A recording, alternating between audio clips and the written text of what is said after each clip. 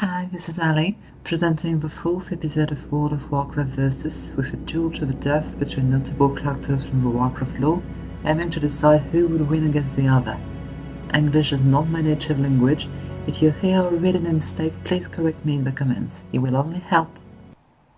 This battle will be magic heavy, since our contestants are two ancient mages from the highest of elven civilizations, and the most powerful lieutenants of Illidan Stormrage in his overtaking of Outland.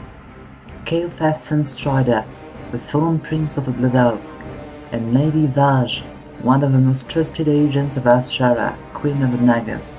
Although a lot of things should have opposed them, and they were first indirect enemies when the prince assisted Malfurion Stormrage in his quest to seize his brother Illidan, already held by the Nagas, they made us grateful allies when facing the Scourge and Grand Marshal Othmar Galifos together.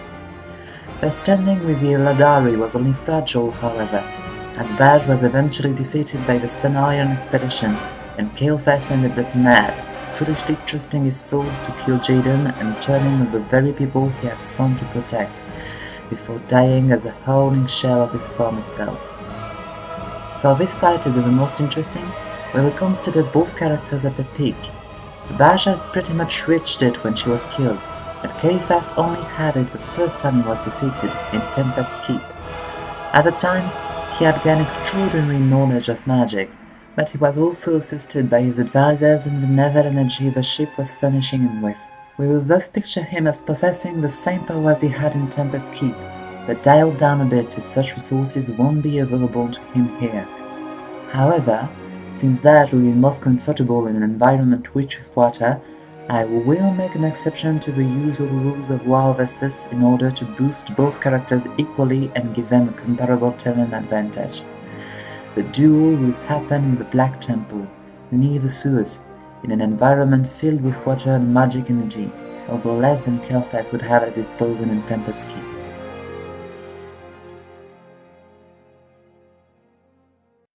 The drums of war thunder once again.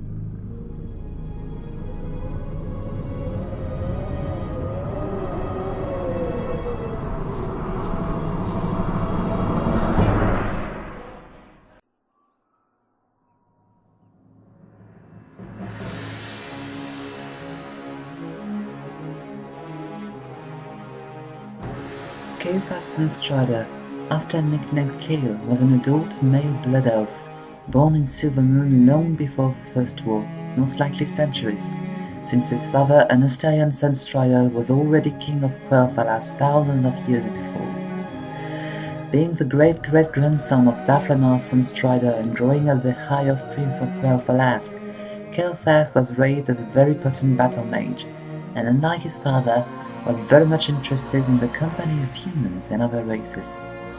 While his father ruled in Silvermoon, Kael'thas became a student in Dalaran and then a member of the ruling council of the Six.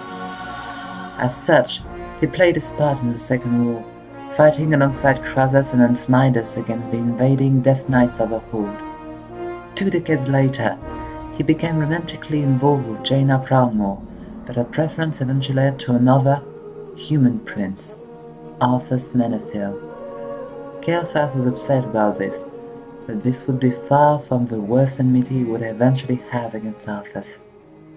When the human prince came back from Northrend as the champion of the Lich King, unleashing the full force of the Undead Scourge upon Azeroth, one of his first targets was the Sunwell of the High Elves, at the heart of Quel'Thalas. Arthas rained death and disease upon the Elven land, butchering Kael's people and murdering his father. Despite having the right to become king, Kael'thas chose to lead his broken people as a prince only, and when it became obvious that the elves were suffering from withdrawal through the brutal end of the prolonged exposure to the Sunwell, he renamed his people Blood Elves, Cinderai, to honor the blood of those who had fallen, and led a large portion of them out of Quel'Thalas to rejoin the Alliance and find a lasting sanctuary against the Scourge, as well as a way to quench their thirst for magic, while the ranger Lor'themar Theron remained behind to protect what was left of their homeland. As members of the Alliance of Lordaeron, the Blood Elves came under the orders of Grand Marshal Othmar Galifos, who harbored racist views upon any other race than humans, especially elves. This only increased Kael's hatred against humans as a whole. While stationed in Silver Pine Forest, Kael'thas and his troops were met by Night Elves, led by Illidan Stormrage, Tyrande Whisperwind and Mayav Shadowsong, coming from the west to hunt for Illidan Stormrage. The renegade demon hunter intended to use the Eye of Sargeras in the ruins of Dalaran to destroy the entire continent of Northrend in order to bring the Lich King down. The two factions of elves allied against Illidan and stopped him, but when Tyrande was beset by the Scourge, Maiev abandoned her, believing more important to capture Illidan. This caused the Stormrage brothers, both in love with Tyrande, to settle the differences and fight the Scourge in order to save her. As Illidan had allied himself with the Nagas of Queen Shara, led by her servant Lady Vashj, this was how Kael'thas was fought at Asylum, a prelude to the creation of the Illidari. Once the Night Elves had settled their conflict and left, Kael'thas was left into Dalaran by Grand Marshal Garithos to fend off against vastly superior Scourge forces. Leading around to navigate Lord Emir Lake, the Blood Elves were saved by Lady Vashj and the Nagas, who, citing their common ancestry, agreed to fight together and defeat the Scourge. When Garithos learned of this, however, he saw their alliance with the Nagas as proof that the Blood Elves were traitors, and he imprisoned them all. Vashj saved Kael'thas again by helping the Cinderway cross the dimensional portal previously created by Kael'thas to summon Archimond and travel to Outland, where Illidan awaited them. Having been saved again and again by Illidan and Vashj, as seeing in their plan to seize control of Outland from fell orcs and demons as a way to feed his people's magic addiction, Kael'thas permanently became Illidan's lieutenant. Allying themselves with the Ashton tribe of Broken Draenei and the Nagas, the Blood Elves led by Illidan defeated the vengeful Mayav Shadowsong and destroyed the Burning Legion's hold over the ravaged Draenor, and became its new masters. Threatened by Kil'jaeden, they attacked Northrend in a last attempt to destroy the Lich King, but were stopped by Arthas Menethil, who defeated Kael'thas and Illidan in single combat.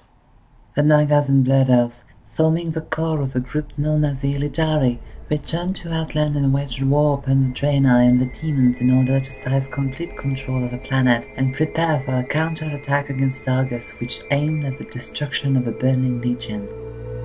Aiming at this, and seeking new ways to give access to free energy to his people, Kael'thas invaded Tempest Keep, a dimensional vessel from Draenei and Naru technology, and began to harvest energies from the twisting Nether that completely distorted the land. Experimenting with the Nether and having captured a live Naru, Kael'thas sent it back to Silvermoon, where the Order of the Blood Knights managed to forcefully take its energy and benefit from the power of the light without having to submit to its altruistic principles. This was not enough to quench Kael's thirst for magic, however, which gradually turned it to thirst for power.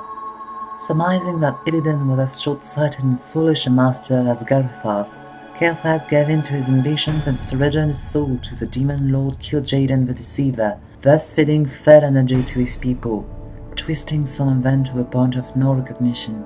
The Scryers led by Voranthal the Seer were sent by Kael'thas to invade Chartrath, but Voranthal defected and joined the Shatar, to then send a great force made up of adventurers from the Alliance and the Horde in Tempest Keep, which defeated Kael'thas at the height of his power. He survived and escaped, however, with the help of demons, and eventually stormed the Isle of Quel'Danas in a weakened and twisted state in order to reinvigorate the Sunwell, only to use it to summon Kil'jaeden himself.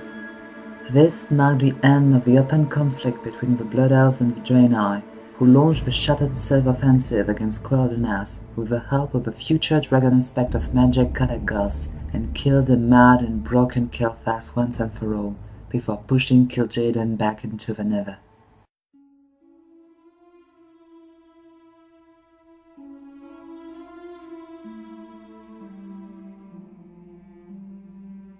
Lady Vashj was a female Naga born more than 10,000 years before the First War, who used to be a Night Elf belonging to the noble family of her mother Lesaya Vashj, ruler of the sunken elven city of Vashj.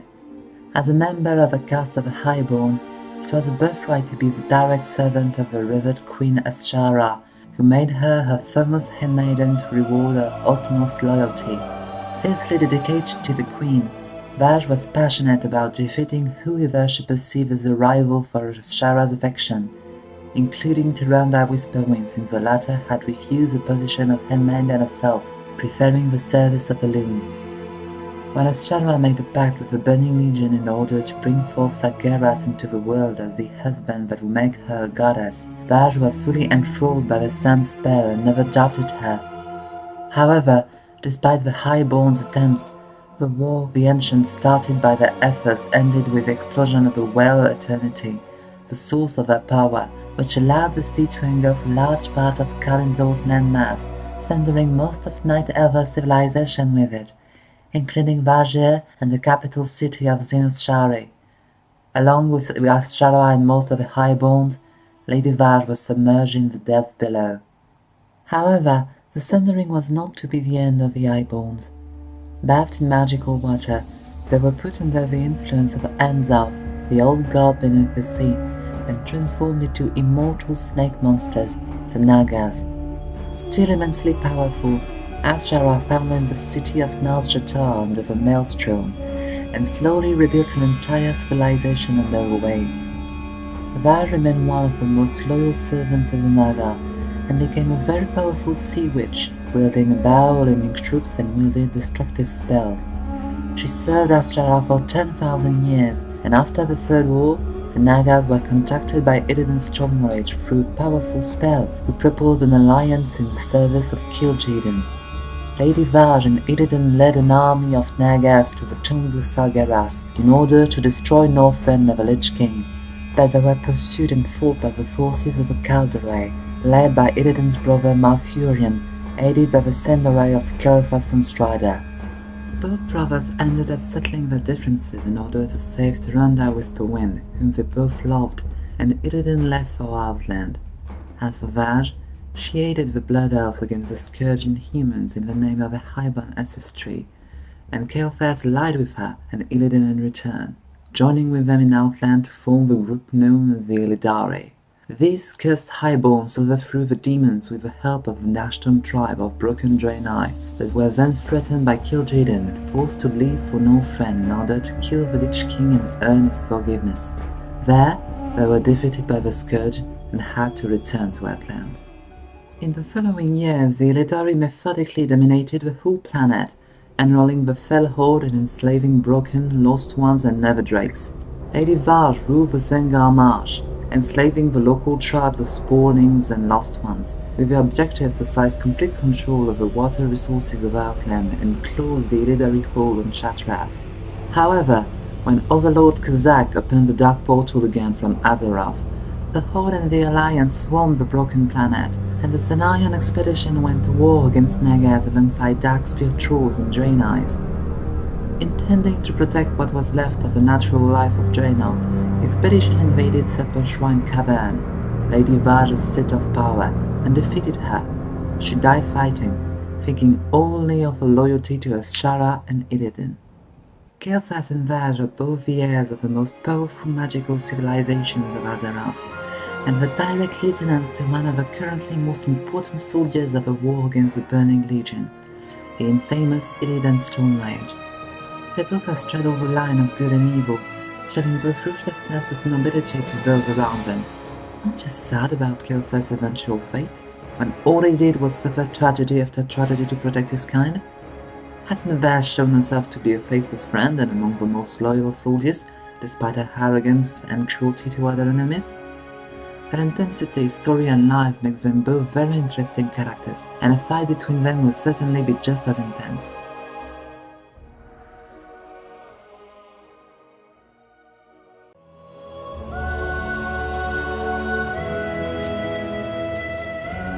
My child, I watched with pride as you grew into a weapon of righteousness.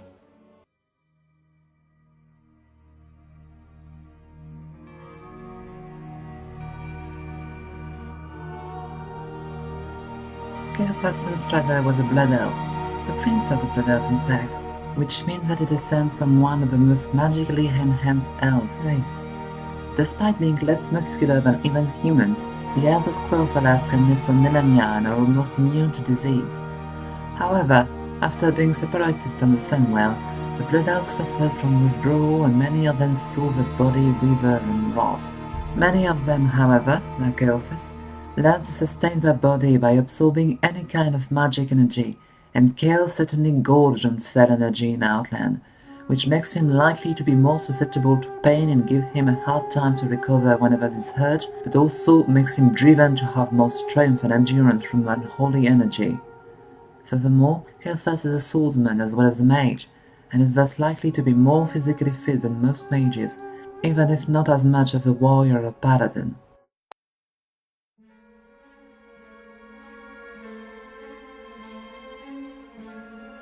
Lady Vashj was a Naga, a very powerful Naga with 6 arms and clawed fingers, hardened scales, and 13 snakes serving as hair, as well as a moray eel, all of whom serve as extra eyes. The curse of Enzar gave her the gift of immortality, and like most Nagas, she is quite sturdy in battle and deadly if she can fight to water, although she certainly is dangerous on land too. As a trained markswoman and a matron of soldiers, she was certainly physically able, more so than most sea witches, although she's far from being the most physically powerful of Nagas.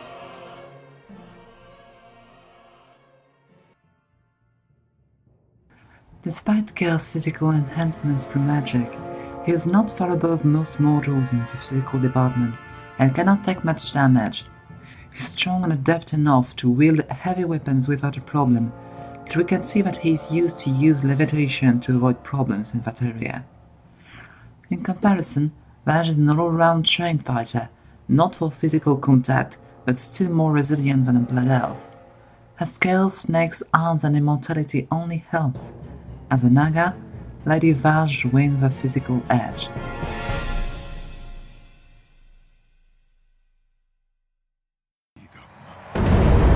Fight!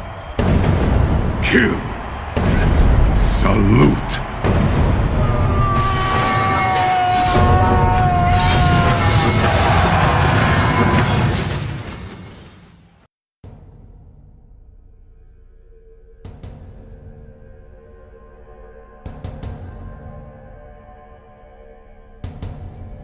More so than most mages, Kael'thas is a swordsman, having been trained for the use of the heirloom weapon felo'melorn by his father an Astarian. After losing the weapon in his duel with Arthas Menethil and Ice Crown, Kael'thas resorted to the use of numerous legendary and very potent weapons, which he seems to have trained with, but tends to use them all at once with telekinetics. He is unlikely to have actually mastered them, and relied more and more on his magical talents since the Third War. He would likely match most soldiers and combatants of Azeroth and Outland in pure physical combat, but would easily be in trouble against very advanced warriors.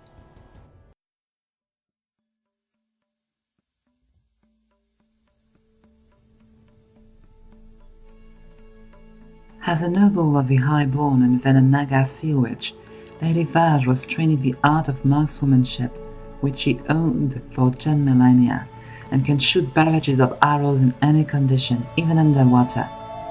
She owns an elven sword which she can use if she has to fight at close range, but largely prefers to keep her distance and defeat her enemies from afar, while carefully planning her strike. Vashj has maintained herself at the top rank of a brutal and vicious Naga society, and that alone is a testament to her fighting abilities. She will have difficulty holding her own in direct combat, and that's why she simply won't get into it. She is also said to rely on her physical abilities more than on magic.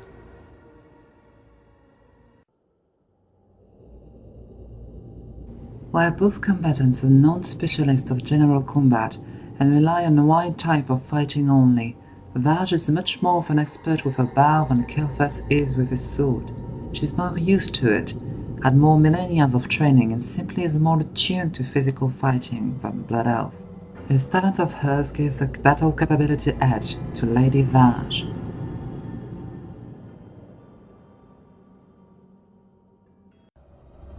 Halt, lad.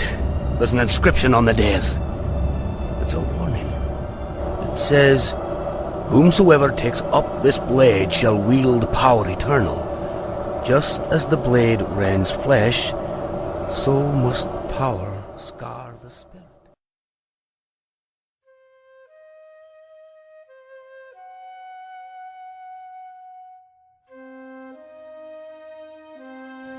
Fully clad in regal clothing meant for battle mages, Kael'thas is as protected a blood mage can be.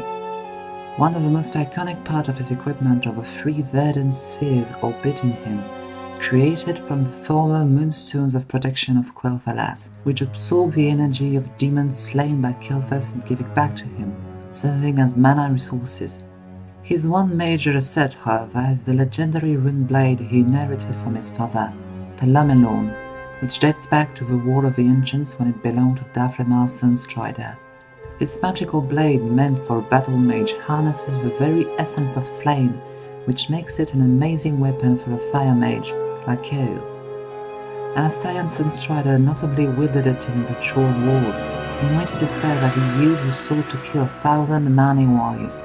It was broken by Forsworn when Illidan was defeated in combat by Arthur's Menethil, but Kael'thas had it reforged, with magic, hatred, and a burning need for revenge, before facing Arthas and Forsworn himself. This made the blade stronger, but since Kael'thas lost the duel, the blade was lost to the Scourge. It was recovered by a distant relative of Sunstrider dynasty, Levacher Sunstrider, who became an undead in the process and was then destroyed by the Terrace-Garden Ice-Crown Citadel. It is currently wielded by the Conjurer of the Terrace-Guard as a fire artifact against the Burning Legion. Afterwards, in Tempest's Keep, Kael'thas used many legendary weapons he wielded with telekinesis, namely the Neverstrand Longbow, the Staff of Disintegration, the Cosmic Infuser, the Infinity Blade, the Warp Slicer, Devastation, and the Phase Shift Bulwark. This magic-infused arsenal can be wielded by Kael all at once to compensate for his lack of physical ability, but has one big weakness. If the spell of one of the weapons is defeated, then said weapons can be picked up and turned against Kael'thas. It can be added that he owns a swift white hawkstrider as a land mount and can ride his phoenix should he need to.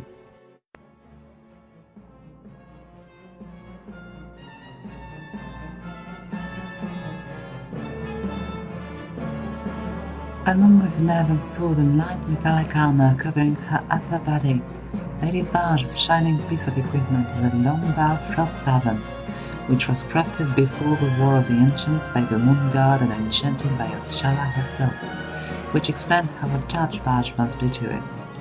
This bow naturally generates icy bursts when shooting, which makes it an excellent asset to keep using magic even when out of mana. Also notable is the Fang of Vashj, which drops from her when defeated, and is an epic dagger. In a pinch, she might always give a last strike of desperation with it.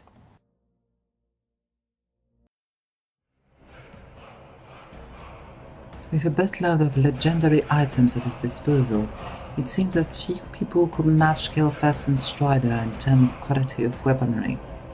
Compared to Vashj, his armor is lacking, but she is far from being in full plate herself. Both their weapons date back to the War of the Ancients, but the sword remains superior, and since this is War Versus, Kael'thas can have both felo'melorn and his telekinetic weapons at his disposal. It appears that Kael'thas Sunstrider must win the equipment edge.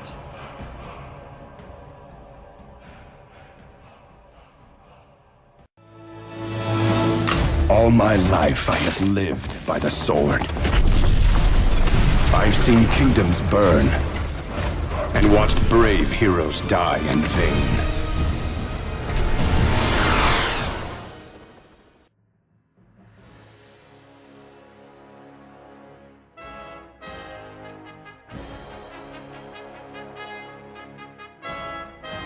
Kael'thas' first recorded experience of war and strife with the Second War, when Dalaran was invaded by the Horde. He was tested and proved himself an excellent battle mage, one that was able to lead his people through the Third War despite their incredibly dire condition. This is not surprising, as he had been raised for millennia to be the Sun King, an education very likely to include war tactics. He proved useful when he managed to survive against the Scourge, the Nagas and the Alliance while doing basically nothing but hit and run, and managed to be the most important asset of Illidan as general and leader of the Illidari people. Despite all this, he was defeated by the Shatar and the Shattered Sun offensive for his failure to recognize the allegiance he should have trusted. Overall, he can be quite in over his head, even in his mastery over his magical powers allow him to be a very adaptive fighter on the battlefield.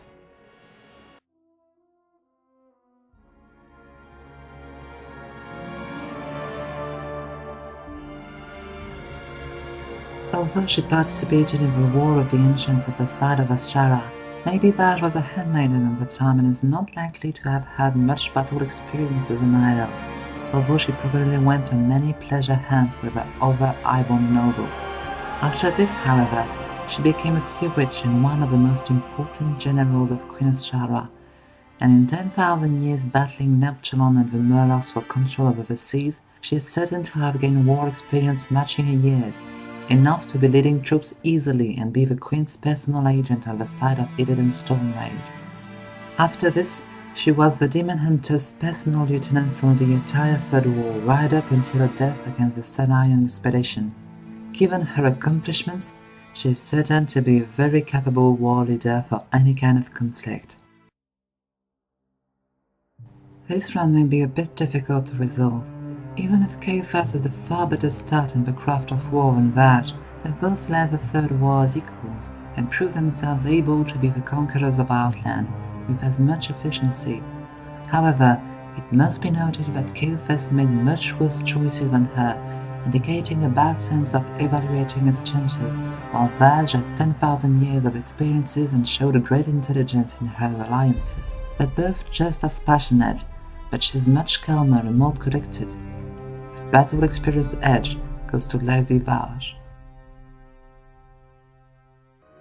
In secret, I began harvesting what energies I could. I had a brief taste of true power.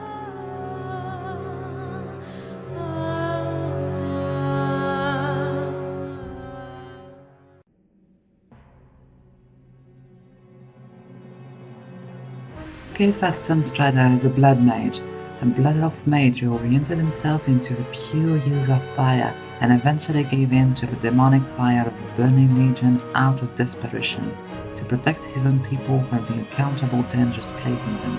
As a blood elf, he is able to absorb magical energy from most sources of mana, even if he'll favor pure arcane energy or fell energy. Already during the Third War, Kael'thas could summon pillars of fire wherever he pleased, steal mana from his enemies or give it to his allies, and make his soldiers ethereal so they could be invulnerable while still able to cast spells. He can, of course, use basically all fire spells at all, which notably include fireballs and gigantic pyroblasts, but also dragon breath, fire armor, and flame cloak, general scorching powers, extra life and speed granted by the power of fire in his veins, all-around blast wave, making his enemies explode, summoning meteors and even invisibility. As if that wasn't enough, Kael'thas is among the few mages able to summon Aurore, the Phoenix God, a very powerful fire elemental that might match even Ragnaros' power if it wasn't for its animal intelligence, and can be reborn if he is ever defeated. The final touch of Kael's fire arsenal is felo'melorn, a rune blade made of living flame dating back to the War of the Ancients. He destroyed countless demons and trolls. This is it for fire, but not the end of Kael'thas' resources.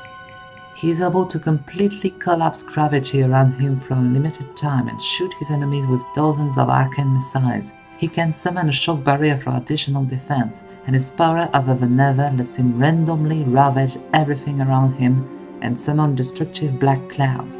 His use of telekinesis to master many weapons at a time just adds to it, and his verdant spheres grant him additional mana. Kael'thas Sunstrider is most likely to be the most powerful blood mage ever.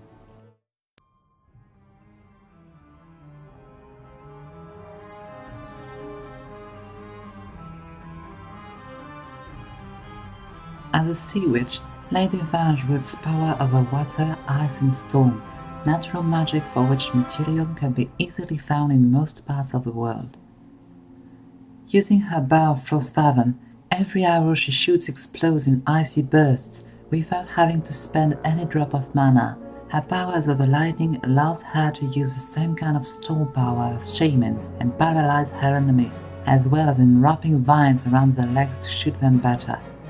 Her control of the water is, of course, complete, and she can manipulate it as she pleases, but she can also bring powerful elementals to her aid whenever she wishes, including poison ones, which can be very dangerous. Using a mana shield as defense to counter any kind of damage by spending her mana, her most powerful spell is the summoning of a tornado that will simply blow through anything in its path, buildings included. In addition to all this, Lady Vashj was among the Highborne and has always been on the side of Queen Azshara, giving her near perfect knowledge of magic theory, which can always be used to better her chances in any situation. Vashj and Kael'thas are both very powerful elven sorcerers, but in terms of versatility and pure power, it appears obvious that Kael'thas simply has more spells and an immense power level, enabling him to go toe-to-toe with the best mages of Azeroth. In terms of pure magic, Lady Vashj can't match the power of the Sun King. The magical resources edge goes to Kael'thas Sunstrider. Faith is a powerful weapon. So I'm told. The Alliance has the light from which to draw its strength. What steels this iron horde in its darkest hours?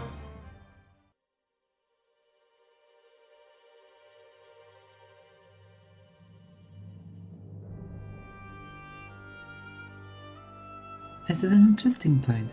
Through obvious water defeats fire logic, we could quickly deduce that Vashj has the perfect kind of magic to counter the fire spells of a blood mage and knows how to do it properly, given her knowledge of arcane power.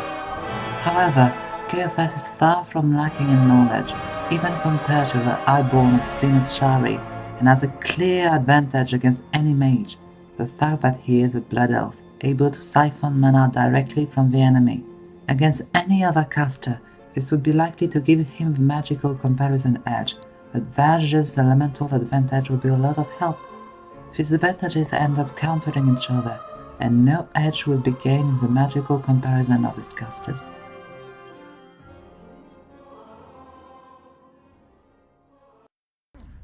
You Pandaren tried to bury your hate and your anger, but such power cannot be contained.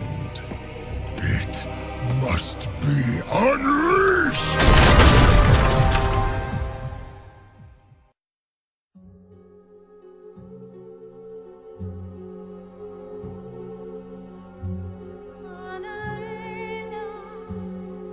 Kael'thas Sunstrider was raised as a prince and meant to become the Sun King, the ruler of the spiritual heirs to the ancient magical realm of the Aurore. However, the day he ascended to this position was the same day his entire world was turned upside down, his father killed, and everything he believed destroyed. He used to be a kind and gentle soul, easily attracting the love of others through his regal qualities, although he usually advocated rather extreme policies, such as exterminating the elves or forbidding Nathanos Maras, a human, to enter the ranks of the Bastards. With his times of strife, he gave in more and more into such policies, eventually relying on extremes he would have considered foolish before, such as feeding on fed energy. Under pressure, Chaos morals don't hold enough, and he can usually be easily psychologically pressured because of all the humiliating defeats he had to suffer in his life. Facing defeat or failure, Kael'thas is susceptible to go mad and renounce any sense of caution. What is certain is that he won't ever stop.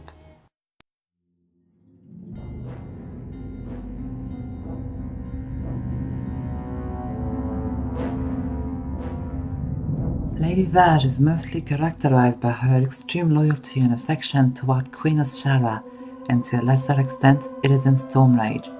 It means that a fight she's leading in service to them is not one she'd be ready to give up, even if it means her certain death. Even in such circumstances, she remained calm and collected, and won't be dismayed until the very edge of her own destruction. One could argue that her main weakness is her arrogance and inherent highborne belief that she is better than most other races, which was what led her to enslave the lost ones of Sengarmarsh and underestimate the Cenarian expedition. Until the last moment, she would never have believed that the Horde and the Alliance could have defeated her. One could say that although stable and intelligent, this weakness made her foolish enough to get herself killed needlessly. Although both characters have comparable weaknesses, the main difference is that Vashj has a much more stable psychological core and will not lose her cool under pressure. Kael'thas is driven by the need for feeling self-sufficient to compensate what he perceives as his own personal failure to his family and race, while Vashj is driven by loyalty, simple and final, and does not bear the weight of the world upon her shoulders, nor does she have to undergo cognitive dissonance in her brutality, since she has never believed in a world of peace. She's arrogant, yes, but so is Kael'thas. The psychological edge goes to Lady Vashj.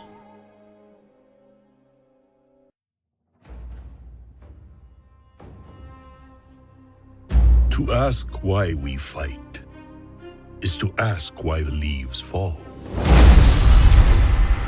It is in their nature. Perhaps there is a better question.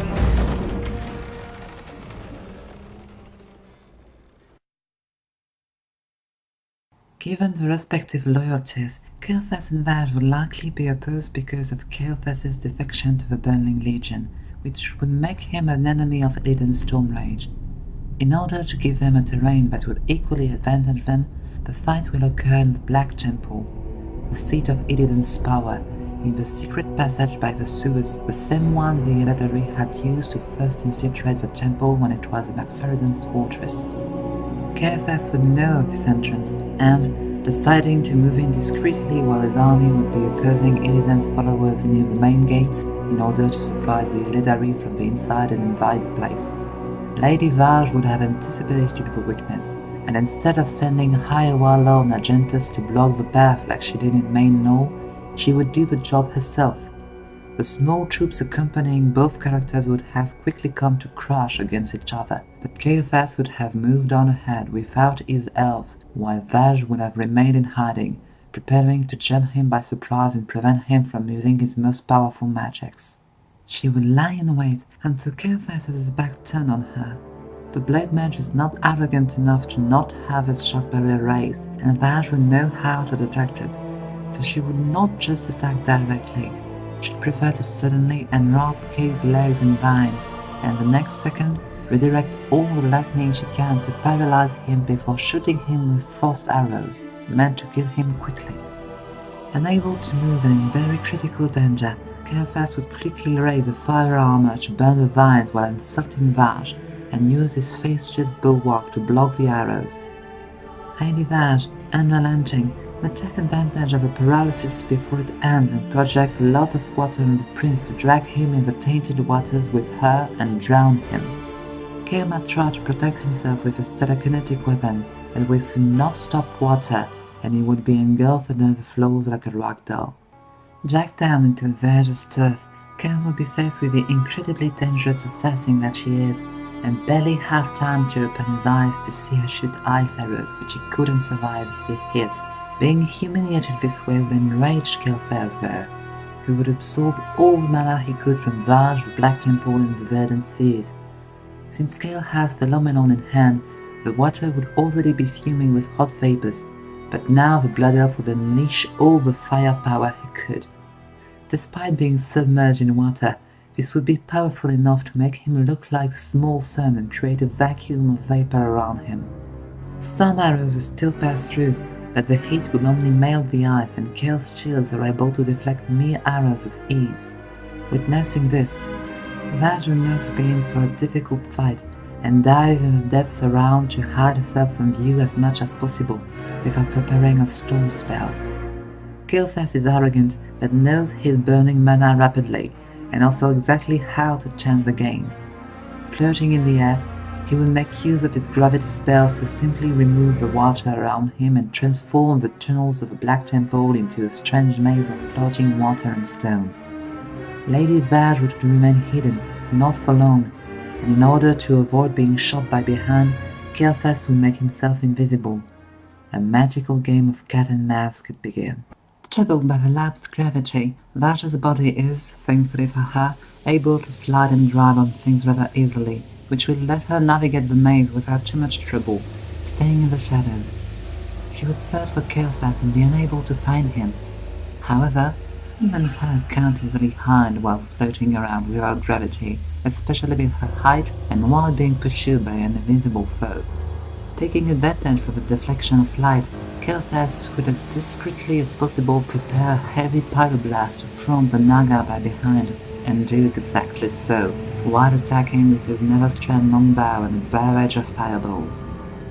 Vashj has a snake hair to help her see in all directions, however, and the heat and sound of a pyroblast and the arrows would warn her 1 second in advance, enough time to raise her mana shield to maximum capacity. The magical shock would be heavy. Lady Vashj would be basically engulfed in fire with nothing but a shield and the water around her for her to control and use as a way to quell the fire. When Kael'thas finally gets exhausted and has to take his breath and mana again, he'll see a wounded Vashj in front of him. She must have got at least slightly harmed by the fire, and her skills couldn't protect her completely from the arrows, but more importantly, she would have spent almost all of the magical energy, and would be almost at the mercy of the Sun King, something that the cruelly smiling Blood Elf wouldn't have a lot of in that situation. His weapons ready and with the ability to protect himself from Lady Vashj's arrows, he's at a definitive advantage, and both opponents know it. Vashj is not about to let herself be defeated so easily by the comparatively young elf, but with a need to recharge her magical powers, she would try and buy time by appealing to her friendship to Kael'thas, snarkily reminding him that she had saved his people from death not once, but twice, and he was now the one to try and destroy her. Kael'thas randomly yelled that he refused to submit to Illidan, that his new master was the one to actually be able to save the Cinderai, feeling the need to explain himself. Vashj would do what she could to remind him that Kael'thas had been burned by Kil'jaeden's deceit in the first place, and even if she wouldn't have a chance to bring Kael back to her side, this would be enough to disturb him and force him to get angry, to cover her and Illidan with haughty insults, despite the time this is giving to Vashj to recharge her mana and escape the effects of a gravity lapse. At some point, the furious Sun King would simply end the discussion by launching fireballs at Vashj. He would smile and summon a tornado right in the middle of the sewers, while protecting herself with water. This is about to get even more chaotic than before. Destroying the ceiling and collapsing this entire section of the Black Temple on top of her head, the tornado would send Kael'thas flying violently, while Vashj creeps out to the surface. The tornado would be destroying the building, terrifying some soldiers and demons fighting below. Kael'thas and Vashj would remain unnoticed in the midst of the Battle of the Black Temple, isolated from the rest of the fight by the rubble of the tornado. Kael'thas can control his foes with his control of levitation, however, and another perfect asset. Chanting and summoning right in the electric air of Outland, Kael'thas would summon Aurore, the Phoenix god, under himself and use him as a mount, riding him above the rubble of the sewers to search for Vashj and destroy her with a rain of fire. Sliding through the rubble, the Naga seems to be in a bad position, but she has a definitive advantage. She's hard to locate in there, but Kael'thas is a shining target, easy to shoot for such a markswoman. Another asset of hers are Kael's telekinetic weapons. The Blood Elf would have easily managed to save himself from the collapsing of a temple and maneuver Aurore away from the storm, but his weapons would have been crushed to the ground, defeated, and thus usable. Vashj would not have failed to notice this, and would most likely have picked up the never-strand longbow, the Infinity Blade and the Warp Slicer, which she can use all at once with her own Frost Fathom thanks to her 6 arms, discarding her usual inferior sword. Now, being much more faster than usual, she could reveal her location to the prince with a rapid-fire flurry of arrows bursting in ice crystals, which would slice through Aurore's fiery flesh from underneath, quickly making it drop to the ground with his master. Attempting to control the fool and knowing Allah can be brought back instantly, Kael'thas would focus on trying to land in the culinary trading grounds of the temple, near the Great Door, and open it for his troops below. His only option, however, to avoid being skewered by the guards, and notably by the gigantic Infernal Supremus, would be to reach the very wall of the temple, and reach the opening mechanism from there and/or dominate the battle. Rushing on top of the collapsed south wing, Vashj would reach the same wall and block Kael'thas' path. Inch on top of the door, Kael'thas in the north and Vashj in the south, while the battle rages on down the wall, the opponents would stare at each other, making the battle the threshold of their battle for the dominion of Highborne. At this point, Vashj has some burns and a few wounds, but nothing too serious, and Kael'thas has only grazes, although his exhaustion has stabbed deep into his mana resources. Vashj knows this and makes sure not to let the prince get a second of rest. She will start firing frost fathom with another strand again, while showering him with lightning and sliding to him as fast as she can to make the battle a matter of close contact. Kael'thas would have to raise his shields again and summon nether vapors around him to protect himself, while absorbing as much of the lightning as he can.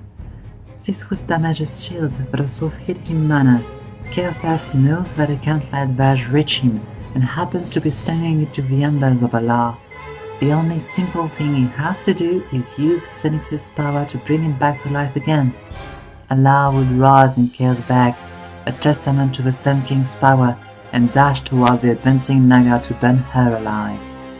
Faced with the risen Phoenix guard bent on killing her, Vashj would do what she can and summon a water elemental, as well as raise a tainted one from the sewers.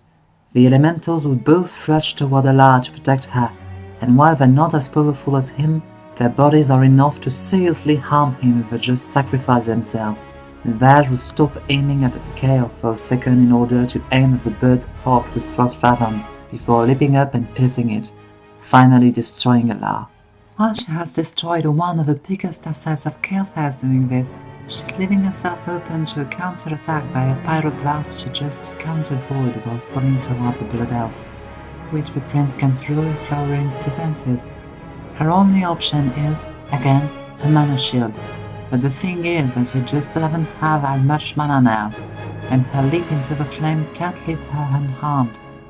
Vashj would fall out of the blast, still diving on Kael'thas, but badly burned in several areas and her longbow's gone, and Kael just has to step back enough to strike at her with felo'melorn, while all the Naga has in the Infinite Blade and the Warp Slicer. Powerful weapons, but no match for the heirloom of the Sunstriders. The three blades would clash, with felo'melorn burning bright as Kael'thas loafs and Vashj lands heavily on the wall, attempting not to die. She would use a superior speed to harass her enemy, raining heaven steel upon the mage, but he knows how to wield his sword and has enough juice left in him to raise a fire cloak and prevent Vashj from getting too close. The two Highbornes would clash on top of Black Temple's door, as Lady Vashj attempts to match Kael'thas' power with nothing but speed and fury, and it would actually work for the time, given the gap in strength and training, but the same thing hasn't emptied his bag of spells yet, and now that he has Vashj close to him, he can use his telekinesis and telepathy to directly attack her mind and take control of her body. Vashj doesn't have much opportunity to resist mental attacks. Her best asset against this is her age, high knowledge of magic, and the strange curse of Enzoth strengthening the mind and body of the Nagas.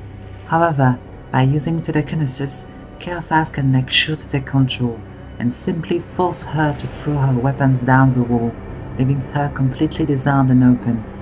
She would be defenseless for only a few seconds, and that's enough to be killed.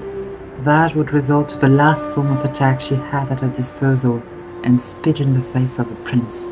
She doesn't happen to be part of a species of Nagas with acid or poison spit at their disposal, but this will certainly enrage an already frustrated Kael'thas enough to make him smack the Naga's face, just to show how much he despised her before killing her.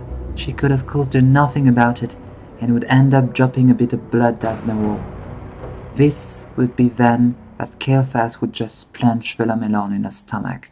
If he hadn't let himself get carried away, this would have been the end of Lady Vashj.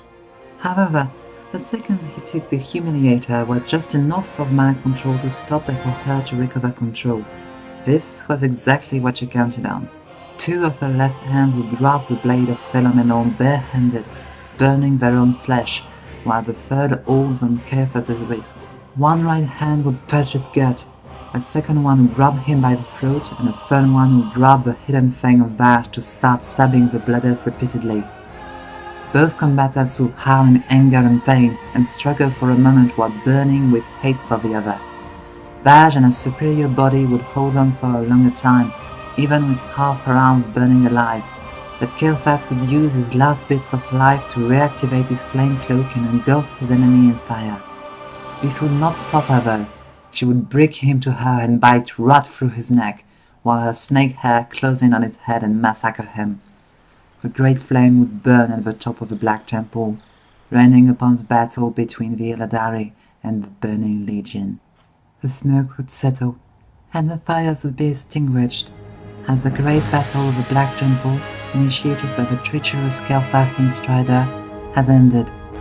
Nothing but corpses of Nagas, blood elves, demons, broken spell orcs and lost ones on the battlefield.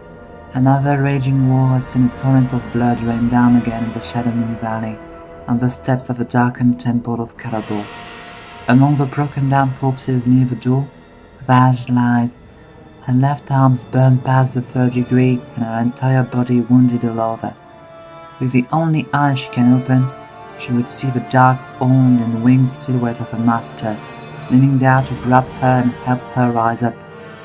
"You shall survive, Lady Vashj. You defeated this foolish traitor who dared to attack the Black Temple, and thanks to you, the battle is won. Now nothing shall stop us from taking our revenge." Unable to respond to her master, Vashj would just let Illidan Stormrage bring her back inside the temple to be healed, shifting back into unconsciousness, glad to have fought to the end for her master and her queen. That was too much magic. Doing these videos, I don't understand how so much characters can have magical powers without Azeroth having been ripped apart already. Oh wait, it already has. Kael'thas is a beast at magic, a very dangerous character to oppose, and it was obvious throughout the video that Lady Vashj was mostly inferior to him. In WoW, she's much easier to kill and doesn't survive her first encounter with the players, so how could she win here? Her advantage in combat was certainly important, but not enough to defeat Kael'thas. The answer lies once again in their respective battle smarts. She could anticipate Kael'thas more he could anticipate her. That's exactly why she helped him against the Scourge and the humans in the first place, to recruit him. She knew how he would react, and that's what she did here, at every turn, weighing on the fragile emotional state of Kael'thas to push him to make mistakes. Having betrayed many of his former friends and having turned so many times, the only thing having remained consistent in his mind are pride and vengeful anger. This was the very weakness that plunged him into the abyss, and Vashj, already a skilled manipulator when she was the handmaiden of Shara, knew exactly how to weigh in on that and give herself the opportunity to kill him. The victory goes to Lady Vashj, heir to Vashj and the matron of Coldfang Reservoir. Thanks for watching this video. I do wonder what you might think of this rather unexpected result. For the next WoW versus, I've hesitated between lots of possible fights, been advised to do some more than some others, and I eventually decided to do exactly what I felt like doing. Next episode, with us going back in Outland with a duel between Nabundo, the broken Draenei who brought shamanism into the practices of the Alliance and reunited his brethren who were Venant's faithful, and Lady Liadrin, the founder of the Blood Knights, the first paladin of the Horde. Don't forget to subscribe if you want to see that, and if you have any ideas or suggestions about later duels, do tell me. Until then, this is Ali signing out.